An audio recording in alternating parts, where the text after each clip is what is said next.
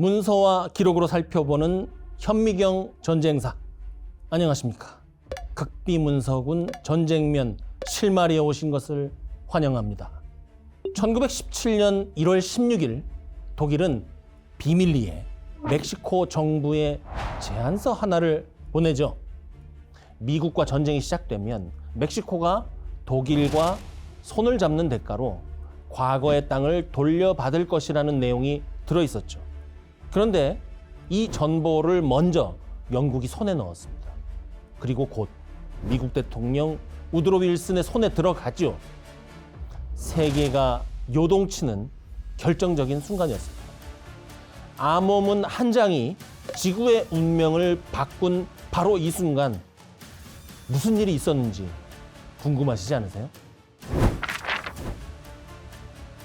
오늘 이 극비 문서를 함께 풀어나갈 최고의 전문가를 모셨습니다.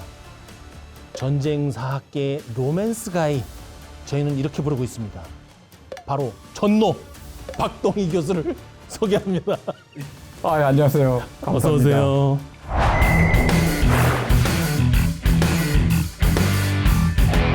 소개 너무 감사합니다. 전노 괜찮나요? 좋은데요? 네, 정말 로맨스 가이세요. 우리 저 전쟁사학계에서는 소문난 로맨스 가이인데 그 이야기는 앞으로 차차 나눠보도록 하고, 오늘 이 공개할 문서가 1차 세계대전의 운명을 바꿨다 이렇게 말들을 하잖아요. 예, 맞습니다. 이게 누가 사용한 암호라고 보면 되나요? 독일이 사용한 암호가 되겠습니다. 독일이. 그 중에서도 이 문서 보시면 German Legation, 멕시코 시티라고 찍혀 있는 것 같아요.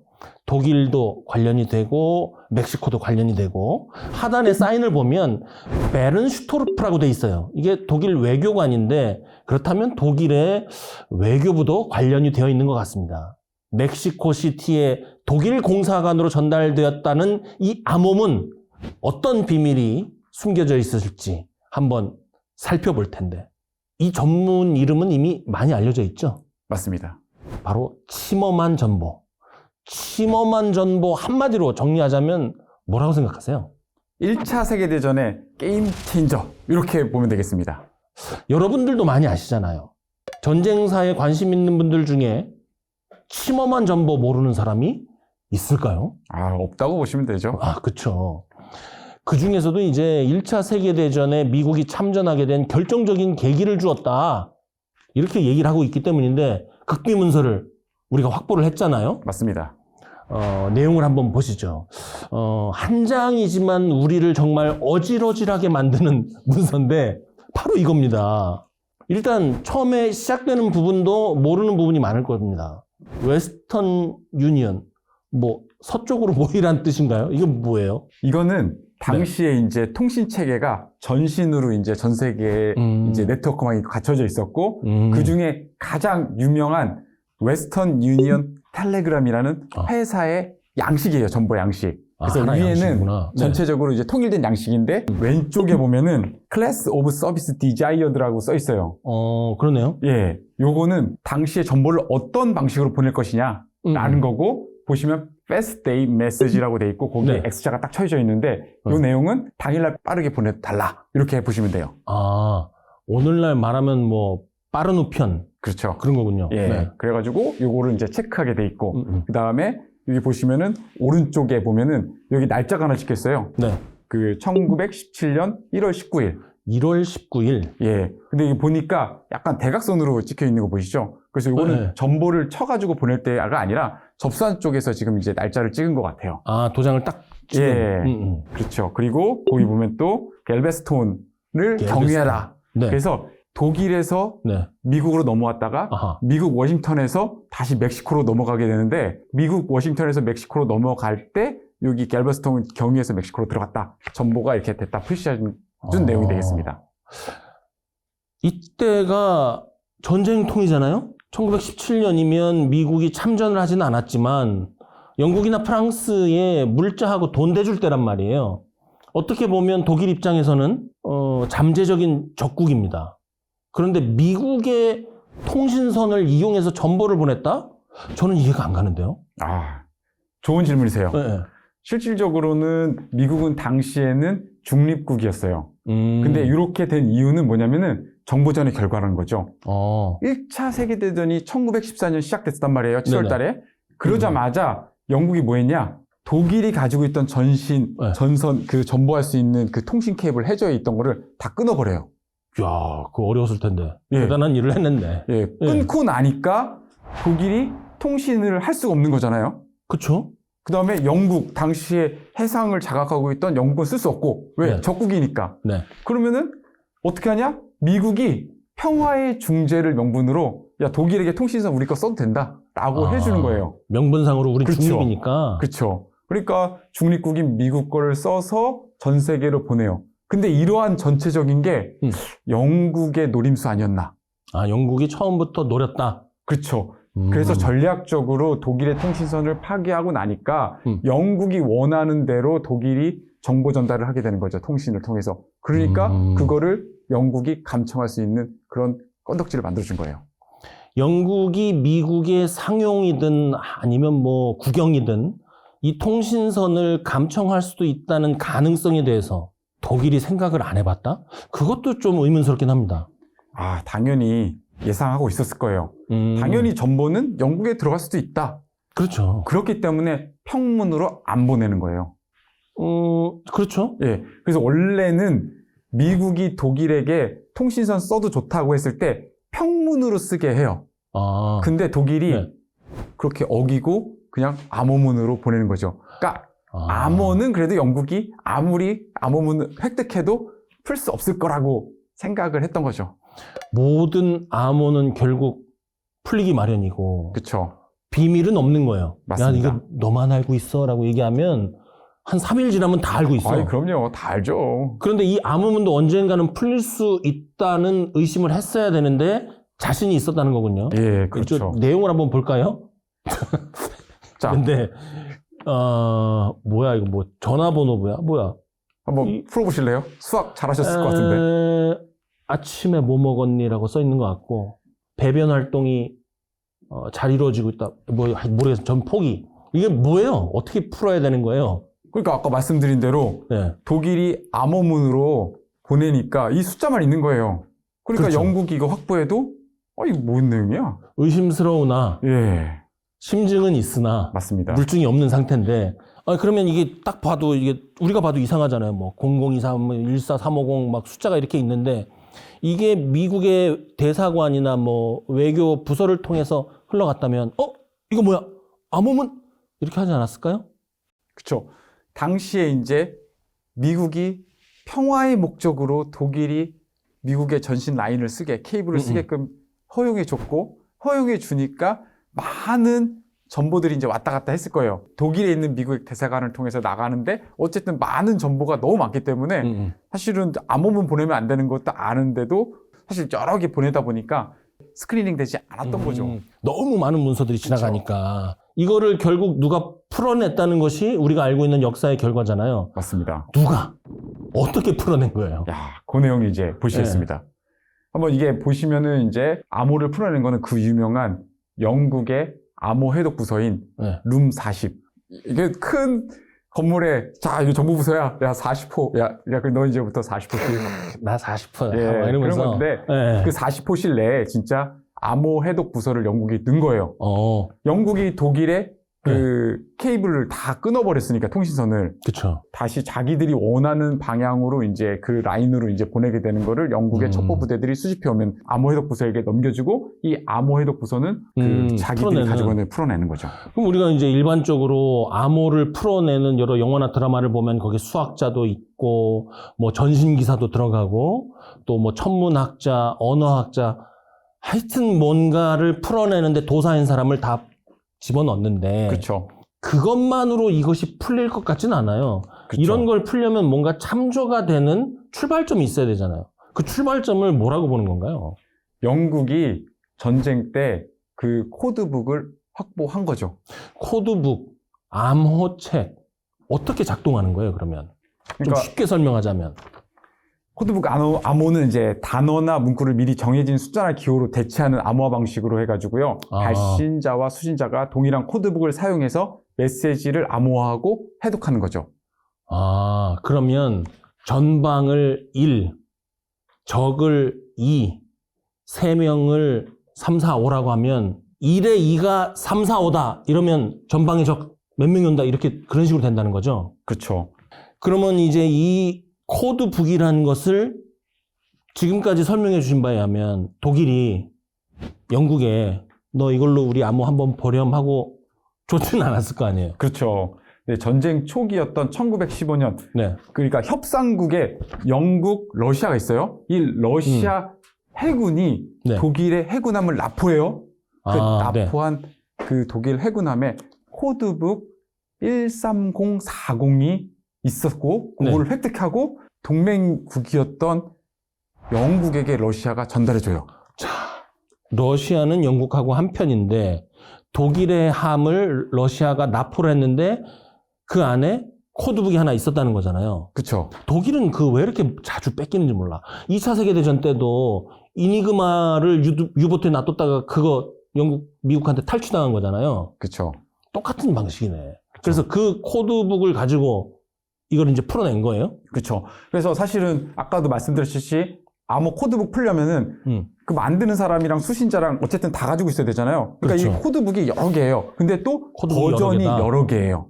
그래서 말씀드렸듯이 13040이라는 거를 입수했고 13042라고 했잖아요. 네. 그게 사실 버전을 이야기하는 거예요. 암호문이 여러 개를 갖고 있는데 그렇죠. 네. 그 중에 얘가 어떤 암호문을 써가지고 이 암호를 만들었고 또 그러면 내가 받았을 때 이 암호를 어떻게 해독하냐의 문제잖아요. 그러니까 보면 두 번째 거에 13042. 자, 13042번에 있는 코드북 가지고 이 암호 해석해라. 그거에 일단 표시인 거죠. 참고로 말씀드리자면 1차 세계대전 때 독일이 사용했던 그 코드북, 그게 좀 여러 가지가 있는데 13040, 우리가 잘 알고 있는 암호화에 사용된 코드북이고 13042가 이거는 독일 외무부에서 주로 사용하던 0075번, 이게 독일 해군이 사용하던 것, 또 독일 육군이 사용하던 코드북도 나중에 연합군이 입수해서 해독했대요. 그거는 번호 5000. 이렇게까지는 제가 한번 찾아본 것 같아요. 그거 말고도 뭐 수없이 많았겠죠. 예. 코드북, 암호북은 1차 세계대전 때나 2차 세계대전 때 독일이 이제 거기에 집착하기 시작하면 하루에 한 번씩 바꾼다는 얘기도 제가 들은 것 같고요. 자, 여기에 암호 해독에 성공한 영국이 미국 측에 전달한 또 다른 문서가 있습니다. 마찬가지로 극비고요. 총 9장으로 이루어져 있는데 그 내용을 한번 좀 직접 볼 수 있을까요? 그럼요. 한번 숫자를 한번 하나씩 보겠습니다. 네. 이제 문서를 보면 일단 우리가 좋아하는 기밀이 해제된 문서, classification cancelled 이렇게 돼 있고 기밀 해제를 한다는 도장이 찍혀 있죠. 그 편지인데 여기 있는 내용은 그런 것 같아요. 우리가 이 암호를 해독했고 해독본을 당신에게 드립니다. 암호를 해독한 사람이 벨이라는 사람, 그리고 그 해군청에 있는 관리다. 이렇게까지만 밝힌 것 같고, 벨도 사실은 실명인지 코드네임인지는 알 수가 없지만 이것은 벨이라는 사람에 의해서 암호가 해독되었다는 것을 다시 한번 강조합니다 하는 걸로 봐서는 미국과 영국이 공히 인정하는 암호 해독의 전문가일 가능성이 저는 크다고 봐요. 그리고 또 뒤에 내용을 보면 이제 구구절절한데 결국 이 내용은 우리가 암호를 풀었다. 같이 보자. 좋은 거야. 그렇죠. 뭐 이런 내용인 것 같아요. 뭡니까? 그러니까 룸 40에서 암호를 해독하고 나서 보고해야 될 곳에 보고하는 거죠. 그래서 이제 첫 장은 이제 설명해 주셨던 대로 누구한테 보냈다. 그 다음에 8장은 이제 암호 해독한 내용들을 각 숫자가 무엇을 의미하는지를 이제 기록해서 총 그게 8장이 이제 동봉이 돼요. 그럼 이건 여기까지는 내부 문서군요. 그렇죠. 그래서 이제 그게 이제 해제돼가지고 공개된 거예요. 네. 그래서 이제 처음에 보시면 이제 첫 장부터 한 8장까지 있는데 각각의 숫자가 중요한 의미들을 담고 있는 거죠. 여기서 첫 장이 이제 130으로 시작되고요. 그 다음에 두 번째가 13042. 아까 설명드렸듯이 13042. 예, 요 13042는 13042 코드북으로 이거 해독해라. 받는 사람한테. 네네. 17214. 요거는 17214. 예, 간즈게하임이라는 뭐 독일어인데 극비사항이라는 게하임. 예. 그쵸. 표현입니다. 네. 다음 넘어가면은 네. 2156은 우리라는 뜻. 네. 5905번. 요건 나도 뭔지 알겠다. 크리그, 폼 크리그. 클라우제비치의 전쟁론이 폼 크리그잖아요. 크리그, 이거 전쟁인 것 같고. 맞습니다. 그 밑에는, 이건 잘 알지. 이건 유보트잖아요. 예, 98092. 이거는 유보트 잠수함이죠. 네. 그러고 보니까 이게 꼭 필요한 단어들만 잘 모아놓은 것 같아요. 그쵸. 네. 3페이지에 가면 여기 이제 중요한 내용들이 더 나와요. 네. 그래서 0317, 028, 17694, 4473, 2284. 요거 딱 합쳐놓으면 뭐냐면 이 일이 성공하지 않을 경우를 대비하여 네. 라는 의미고 그 아래 또 다른 거 보면 또 내용이 멕시코의 타격이라는 말이 있고 네. 또 동맹을 기반으로 하여 그리고 공동으로 전쟁을 수행한다. 막 이런 내용들이 있어요. 무언가 여의치 않을 때 우리가 동맹을 맺어서 함께 뭔가를 해봅시다. 이런 내용이 되겠네요. 예. 그리고 그게 뭔지 궁금합니다. 마지막으로 가면은 이제 끝에서 세 번째 이제 풀어진 숫자. 당시에 독일의 외무장관인 치머만이라는 이름까지 이렇게 돼 있어요. 그게 해독된 거예요. 그 한 사람의 이름도 들어가고 뭔가를 시작한다, 동맹을 뭐 맺겠다 이런 행동어도 들어가고 국가의 이름, 주요한 무기 장비들이 잘 표현되어 있는 것을 알 수 있습니다. 그 외에도 뭐 굉장히 많은 내용들이 있는데 이 문서가 지금까지는 내부 문서라는 거잖아요. 그렇죠. 우리가 알고 있기로는 결국 이게 미국의 손에 넘어갑니다. 그거는 어떻게 해서 어떤 목적을 가지고 보내게 되는 건가요? 이제 영국이 이제 엄청난 고민을 하게 돼요, 이제. 사실 영국 입장에서는 승리하려면은 미국이 반드시 필요하거든요. 그렇죠. 근데 미국이 우리 좀 도와줬으면 좋겠는데 물자만 지원하고 실제로는 전투병력 파병 안 하고 답답한 상황이죠. 미국으로서는 그거 유럽 너네 전쟁이잖아. 그렇죠. 우리가 물자 보내주는 것도 감지덕지해야지. 그러면서 미국은 고립주의를 외치고 있었다고 우리가 알고 있잖아요. 그렇죠. 더군다나 그 당시에 어땠냐면 영국하고 프랑스가 굉장히 미국을 무시했다고요. 마치 벼락부자 된 하층민 대하듯이 미국을 대했고, 그러한 미국인들의 분노가 담겨 있는 아주 유명한 소설이 하나 있죠. 그게 바로 위대한 개츠비 아닙니까? 미국의 입장이 이해가 안 가는 것은 아니나 영국은 지금 급한 거죠, 지금. 맞습니다. 그래서 급하다 보니까 사실 이제 이 문서를 해독한 거를 공개하려는 거예요, 미국에게.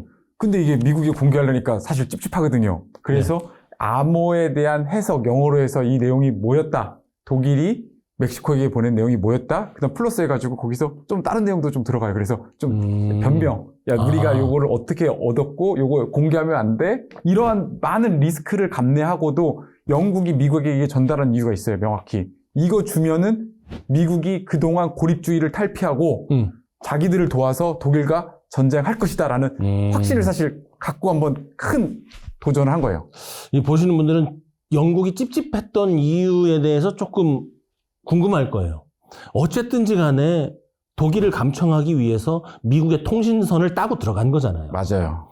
그리고 이것을 따고 들어와가지고 본인들이 코드북을 얻어냈으면 그거를 사실은 미국하고 공유를 해야 되는데 그 코드북을 미국과 공유를 하겠어요, 영국이?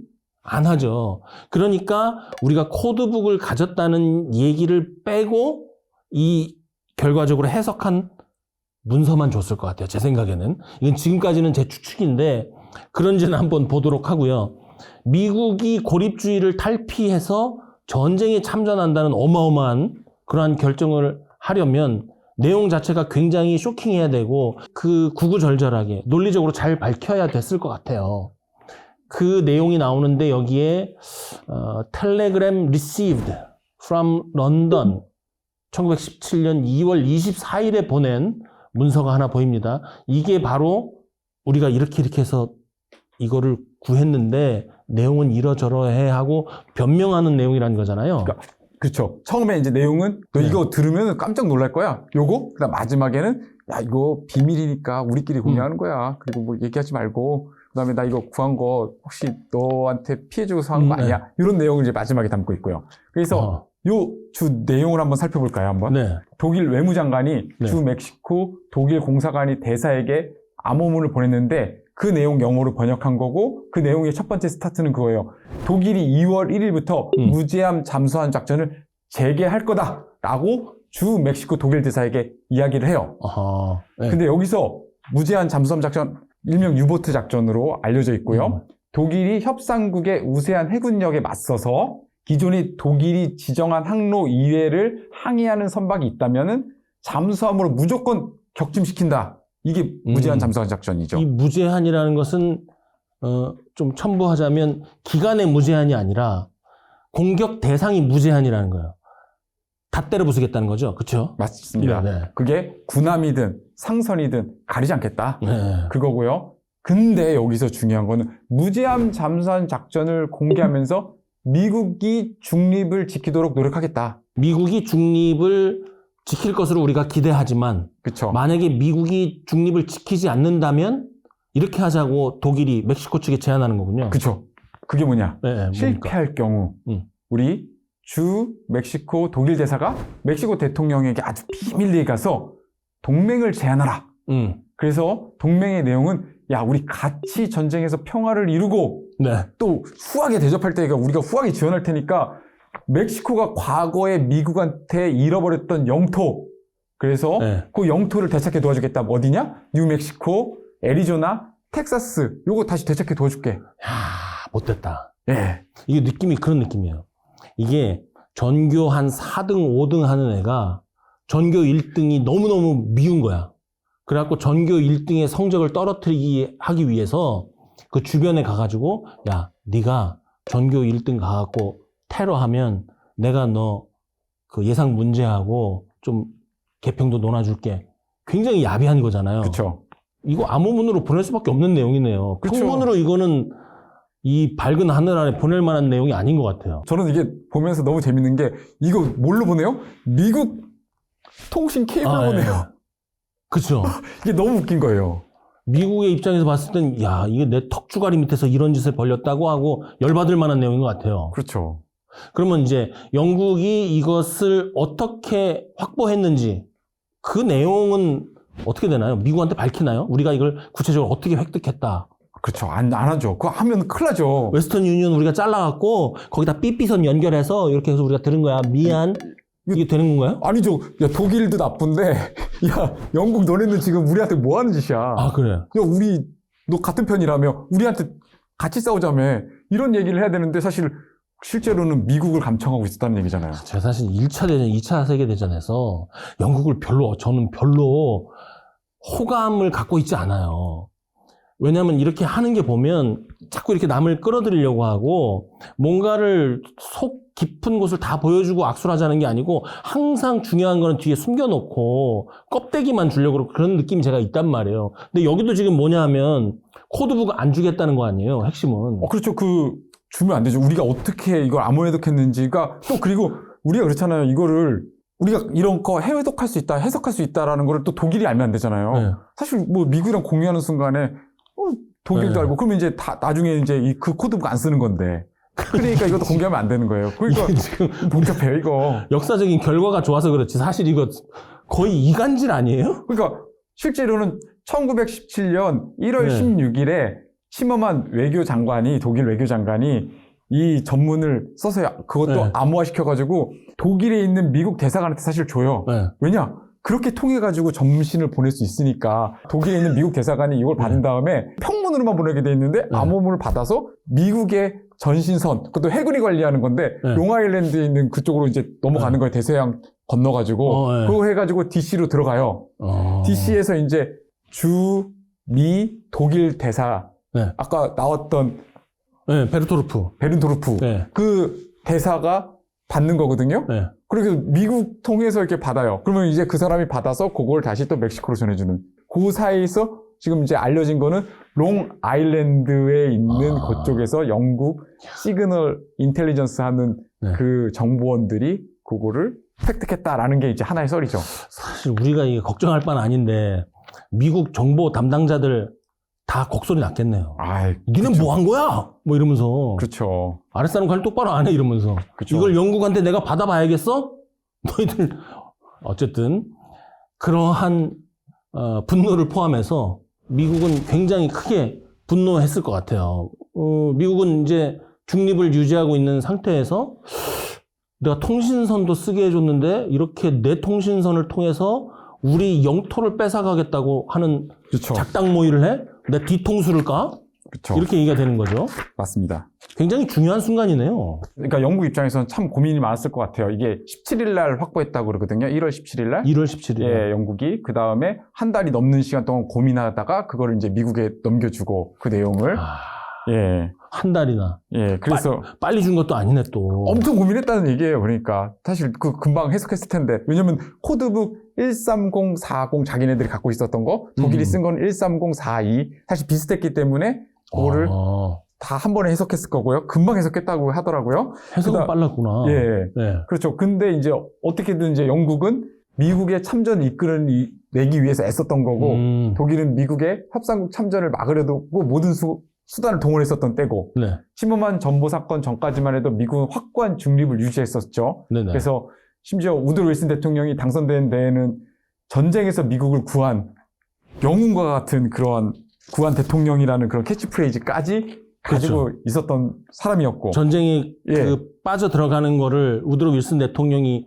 중립주의자고 고립주의자였기 때문에 이익이 없는 전쟁에 들어가지 않겠다고 해서 지금 사실은 윌슨 대통령이 맡고 있는 거나 마찬가지잖아요. 맞습니다. 그래서 참전 의사가 전혀 없었죠. 네. 대표적인 사건이 1915년 5월 미국인 128명이나 탑승했던 영국 여객선 루시타니아호가 독일 유보트 공격, 네. 잠수함의 공격으로 침몰했을 때조차 그냥 독일의 사과와 배상만 받고 끝내는 걸로 했었잖아요. 그러니까 우리가 그거 알고 멋있었어요. 있는 윌슨 대통령하고는 사실 많이 달라요.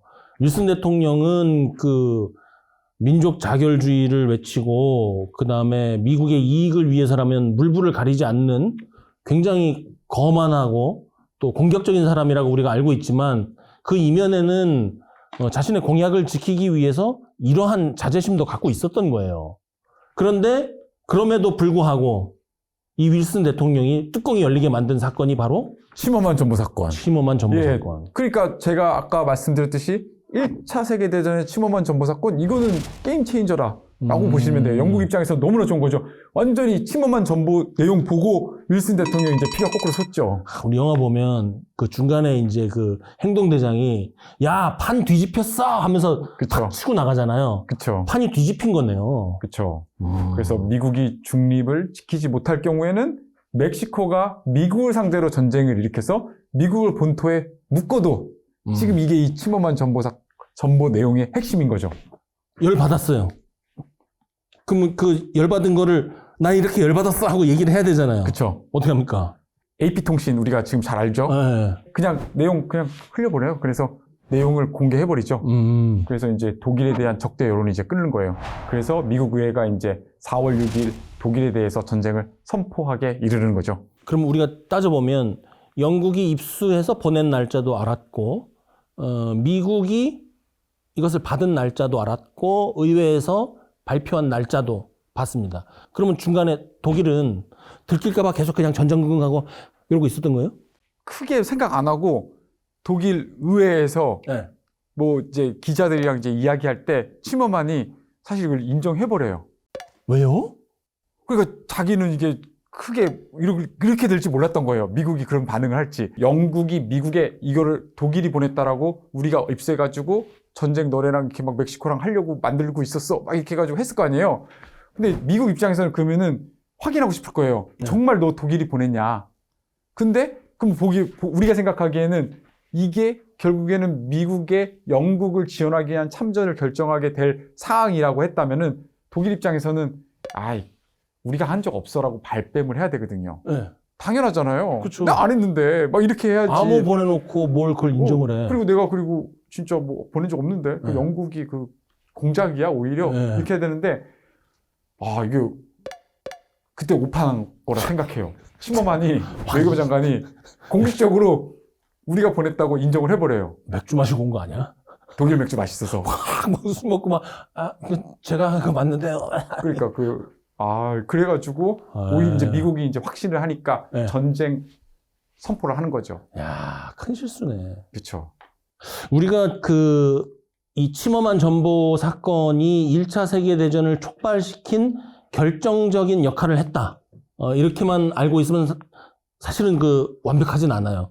이미 유보트가 상선을 공격했기 때문에 국내에서는 이 가만히 있으면 안 된다는 여론이 들끓고 있었고, 이때 독일이 조금 유리했잖아요. 독일이 그쵸. 유리한 상태에서 미국은 영국하고 프랑스에 굉장히 투자를 많이 해놓은 상태잖아요. 이것도 회수해야 되거든요. 영국하고 프랑스가 지면 굉장히 곤란해집니다. 그렇기 때문에 아무래도 참전해야 되는 것 아니냐 이러고 있었는데 윌슨 대통령만이 뭔 소리야? 공약 지킬 거야. 우리 국익을 직접적으로 침해하지 않는 한 나 이거 참을 거야 라고 했는데 지금 멕시코랑 전쟁 일으키려고 그러고 독일이 나중에 땅도 뺏어간대잖아요. 여기 그냥 한 줄로 텍사스 돼 있으니까 얼마나 넓습니까? 맞습니다. 이 미국 사람들은 이 서부 개척 시대와 독립전쟁을 통해서 국가를 건설했기 때문에 본토를 건드린다 그러면 절대 참지 않아요.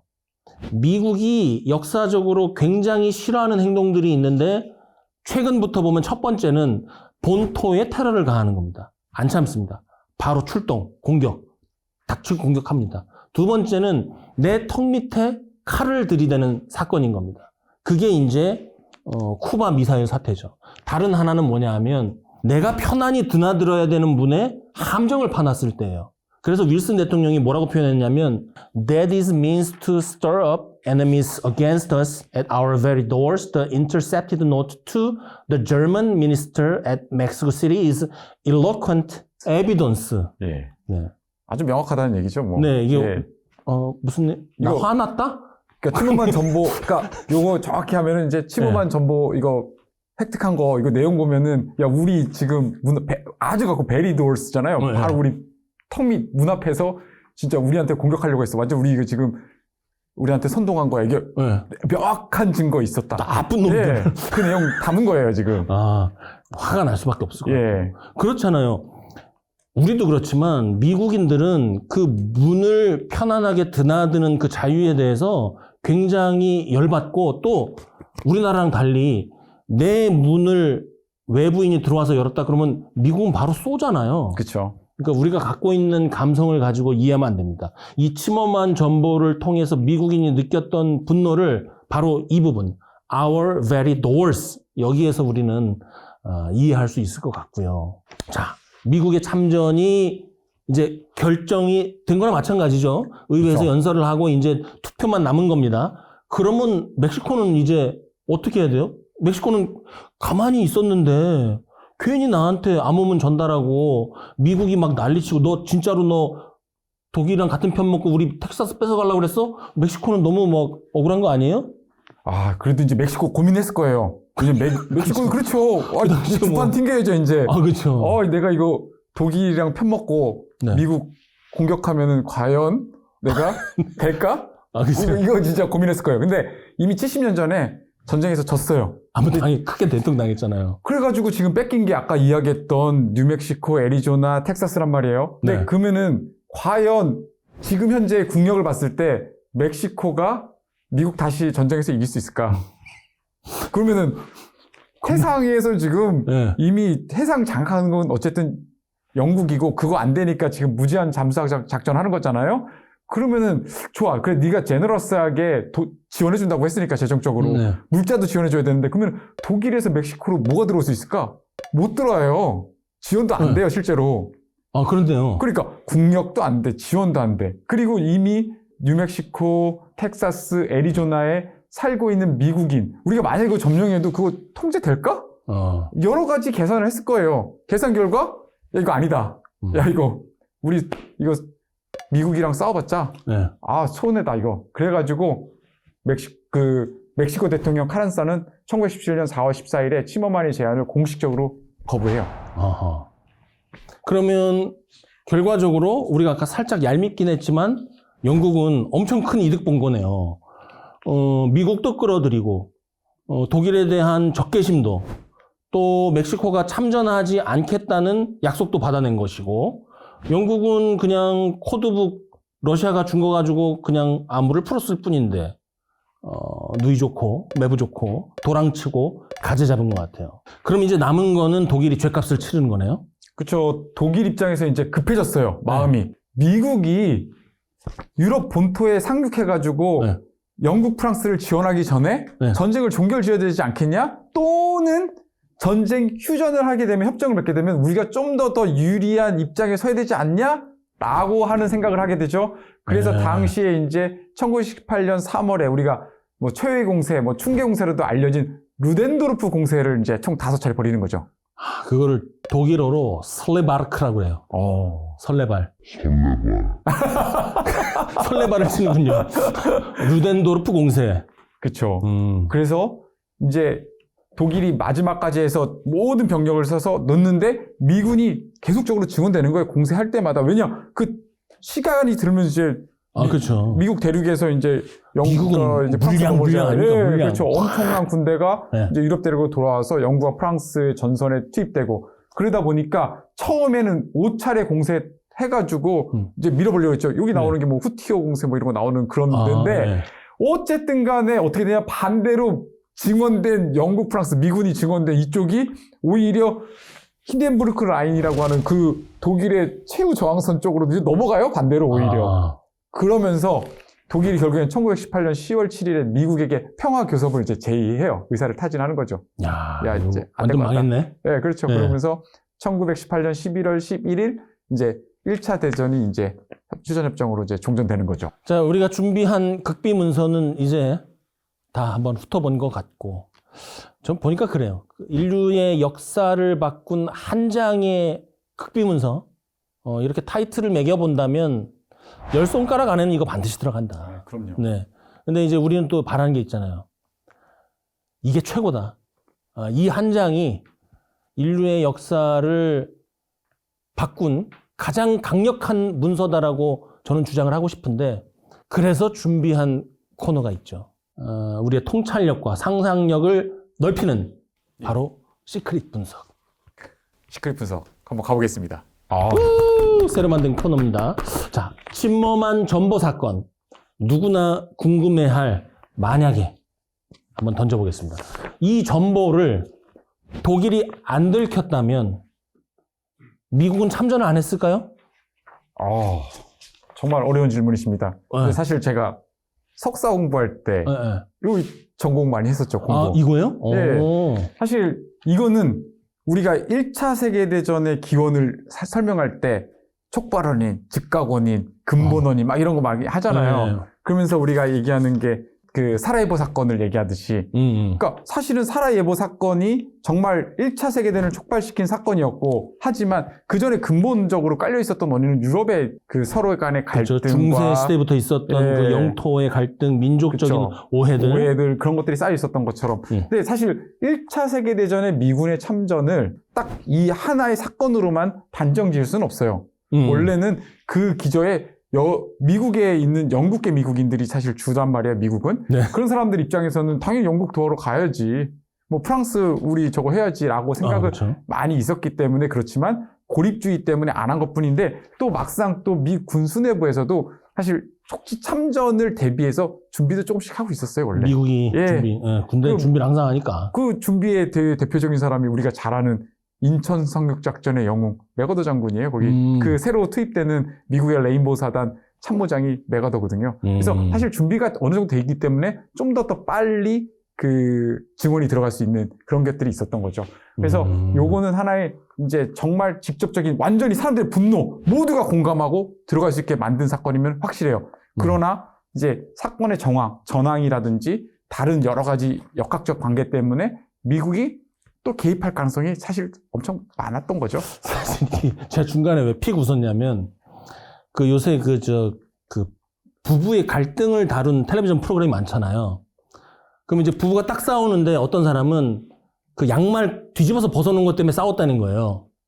그러면 이제 전문가가 뭐라고 하냐면, 그 양말 때문에 싸웠겠느냐. 평소에 서로의 그 대화라든지 아니면 서로에 대한 그 배려가 없었던 것이 쌓여서 언젠가는 싸워도 싸우게 돼 있었다.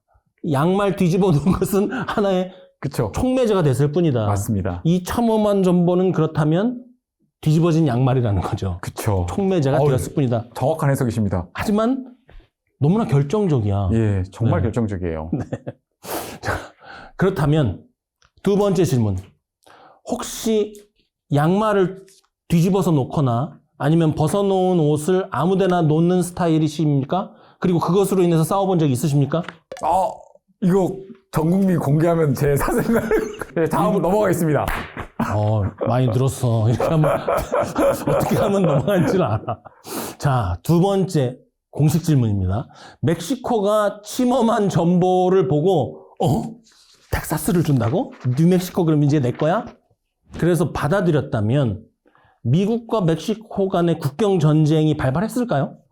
받아들였으면 어쨌든 멕시코는 당연히 북진해가지고 미국을 공격해 들어갔겠죠. 당연히. 그렇게 됐을 때 미국도 역시 그러면은 군대를 또 멕시코를 맞서기 위해서 내려야 되는 상황. 그렇죠. 그러면은 그 말은 즉 유럽 대륙으로 미군의 증원이 사실 제한될 수밖에 없는 상황에는 이르렀을 겁니다. 질문을 던지긴 했지만 굉장히 흥미로운 것 같아요. 만약에 미국하고 멕시코 간의 전쟁이 벌어졌더라면 유럽으로 들어갈 미군이 상당히 늦게 들어갔거나 아니면 국내의 문제를 먼저 해결하기 위해서 참전을 안 했거나 이런 논의는 우리가 많이 안 해본 것 같은데 그건 굉장히 흥미로운 비사실적 가정인 것 같습니다. 예, 독일 입장에서는 진짜 그런 부분을 노렸을 수밖에 없고 우리 입장에서도 양면 전쟁을 항상 피하려고 하잖아요. 그렇죠. 그러면 미국 입장에서도 국내 전선이 하나 생겼고 또 유럽 전선이 하나 생기는 거다 보니까 사실 병력을 그다음에 가지고 있는 국력을 분산시켜야 되는 문제 때문에 고민을 안 할 수 없다. 얼마나 빨리 그러면은 2차 세계대전이랑 똑같은 거잖아요. 최대한 독일이 입장에서 프랑스 전선을 빨리 서부 전선을 빨리 끝내고 네. 그다음에 동부 전선으로 넘어가겠다는 것처럼 미국 입장에서는 그러면 멕시코랑 빨리 전술을 끝내고 그렇죠. 전쟁을 조기 종료시키고 그러면 그러면 이제 또 분노하는 거죠. 내용 그렇죠. 결국에는 독일 니네가 사주한 거니까 들어가야 되는 거예요. 들어가긴 들어가겠네요. 예. 니네 때문에 우리 여기서 전쟁하게 됐어? 그렇죠. 흥미롭습니다. 여기까지는 비사실적 가정이고 또 역사학에서 가정을 하는데 초사실적 가정이라는 게 있어요. 사실과는 크게 무관한데 그냥 흥미롭기만 한. 자, 미국이 유럽 전선에 들어가는 것이 늦어져서 독일이 서유럽의 패권을 차지하는 지경까지 갔다면 그렇게 됐더라면 그 당시에 독일은 왕정이었잖아요. 그래서 왕정 시스템이 붕괴되지 않고 오히려 유럽 전체가 근대로 가고 있는 시점에서 다시 중세에 가깝게 회귀했더라면 어떤 일들이 부수적으로 생겼을까요? 우선은 어쨌든 미국 이 규모 면에서 그다음에 네. 유럽 독일의 유럽 양대 강국이네요 진짜 초강대국. 그러면 양대 강국이 초강대국으로 부상을 할 수도 있었겠네요. 그렇죠. 그리고 그 말씀에는 또 뭐가 들어가냐면은 협상국이 누구냐잖아요. 예. 그 아까 이야기했듯이 우리가 알고 있는 협상국 언제나 동맹인 참 사실 그들도 안 친한데 영국, 네. 프랑스 항상 그래도 동맹이에요. 그들은 더 나쁜 적 있나 봐요. 둘이 100년이나 싸워놓고. 그렇죠. 네. 엄청 싸우는데 둘이 동맹이에요. 네. 근데 거기에 또 한국과 아까 1915년에 자기가 먼저 코드북 확보한 다음에 영국한테 준 사람 누구였죠? 러시아. 그러면 그 말씀은 러시아도 지금 패망한 거예요. 그러면 이제 우리가 생각하는 미국과 소련 간의 그게 아니라 네. 지금 미국과 독일 간에 이제 서로 다른 체제로 이제 가는 거죠. 미국은 이제 자유민주주의, 이쪽은 이제 전체주의 아니죠. 이제 왕정에 이제 섞여 있는 이제 약간 좀 더 다른 이제 그 시스템이죠. 그 두 개가 가는 거죠. 소련이 아니라. 그러면 여기선 더더욱 초사실적인 가정인데 미국과 독일이 세계의 패권을 나눠 가진 상태에서 우리가 이해하고 있는 1940년대 이후 형성된 그 강대국 간의 냉전 구도가 자유민주주의와 왕정주의를 축으로 하는 두 강대국의 냉전으로 다시 시작이 돼서 이것이 한 100년 정도 갔을 수도 있겠네요. 그렇죠. 그렇게 되면 이제 영토적인 측면에서도 더 크고, 그다음에 이제 미국과 이제 독일의 이제 딱 대결. 어떻게 좀 더 다른 양상을 보였겠다 싶죠. 미국이 참전한 것은 사실 이런 관점에서 보자면 진짜 하늘이 도운 거고 이 미국이 일찌감치 참전하게 만든 것은 결국 침범한 전보였기 때문에 독일 외무부 암호문 노출시킨 거 칭찬합니다. 그렇죠. 영국이 자신들이 코드북을 갖고 있고 그것을 해독하는데 성공했다는 것을 숨기기 위해서 우리가 암호를 해독해서 보낸 것이 아니고 실은 이 문서의 원본을 입수했다고 주장하기 위해서 멕시코에 스파이를 보냈다는 얘기가 있더라고요. 이건 일종의 썰입니다. 근데 어딜 보니까 이게 사실인 것처럼 얘기를 했던데 역사적으로 밝혀지지 않았어요. 영국이 우리가 멕시코에 스파이를 보냈노라고 긍정도 부정도 안 했습니다. 그렇죠. 요거는 한번 짚고 넘어가야 될 것 같아요. 그러니까 이걸 입수한, 그러니까 처음에 작성된 데가 1917년 1월 16일, 그 다음에 영국이 입수했다고 하는 게 다음 날인 1월 17일. 네. 근데 이 과정 속에서 보면은 결국에는 루트예요. 네. 루트가 결국에는 이걸 영국 입장에서 되게 고민했을 거예요. 이거 어떻게 우리가 입수했냐라고 미국한테 설명해 줘야 되잖아요. 예, 그런데 너네 거에서 갖고 왔다 그러면은 네. 이거는 또 다른 발작 볼튼. 네, 그렇죠. 그러니까 영국 입장에서는 이제 시나리오를 썼겠죠. 네. 어차피 독일에서 나가서 미국 쪽으로 들어가서 미국에서 멕시코. 네. 그러면은 결국에는 중간에서, 그러니까 애초에 독일에서 훔쳤거나 그러면은 아니면은 멕시코에서 훔쳤거나 둘 중에 하나밖에 안 남아요. 그렇죠. 근데 독일에서 훔치기 좀 그러니까 그렇죠. 결국에는 멕시코 쪽으로 가는 네, 이 그쵸. 띠어리가 써지는 거죠. 원문을 우리가 가져왔다. 그쵸. 암호를 그래서- 우리가 해독한 게 아니다. 그쵸. 그러니까 그 코드북의 존재를 들키고 싶지 않았을 것 같은데 어쨌든 코드북의 존재는 나중에 이제 알려졌는데 공식적으로 코드북의 존재가 세상에 알려진 것은 우리가 알고 있기로는 처칠의 회고록을 통해서 우리가요 그때 암호문 해독해갖고 미국에 줬기 때문에 미국이 참전한 거거든요 하고 거기다 써버린 거예요, 처칠이. 그런데 실은 그 이전에 암호문이 유출되었다는 것은 알았다는 얘기도 있고 23년에 처칠의 회고록을 보고서야 암호 체계가 유출되었다는 것을 독일이 눈치챘다는 것도 이것도 일종의 썰이라는 것을 여러분께 말씀을 드립니다. 그쵸.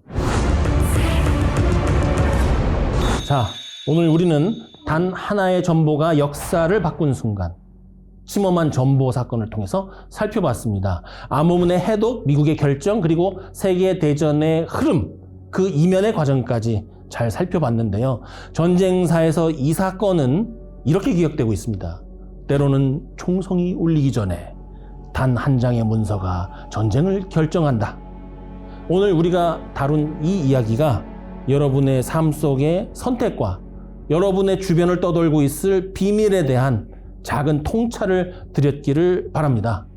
여러분이 생각하고 계신 이 극비 문서에 관한 여러 가지 의견 댓글에 남겨주십시오.